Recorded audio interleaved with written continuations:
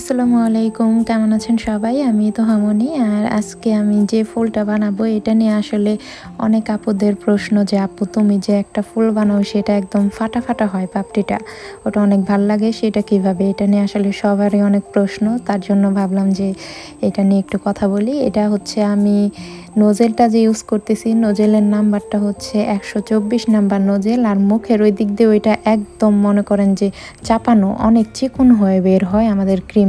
আর হচ্ছে চাপানো আর একটু বাঁকানো, গোল হয়ে আসছে মুখের ওই দিক দিয়ে। যার জন্য হচ্ছে ক্রিমটা একটু শক্ত করে নেবেন। একটু যদি ফাটা, ফাটা ইটা চান তাহলে ক্রিমটা যত শক্ত করবেন তত বেশি আপনার সাইড দিয়ে ফাটা, ফাটা হয়ে বের হবে। এই যে আমি যে ক্রিমগুলো বের করতেছি দেখুন যে একদম চিকন হয়ে বের হইতেছে। আর ওইটা চাপ দিয়ে যে আমি গোলাপের পাপড়ির মতন করতেছি, ওই বের হওয়ার সময় কিন্তু সাইড দিয়ে ফেটে যাইতেছে। কারণ মুখের ওই দিক দিয়ে অনেক চিকন হয়ে বের হইতেছে।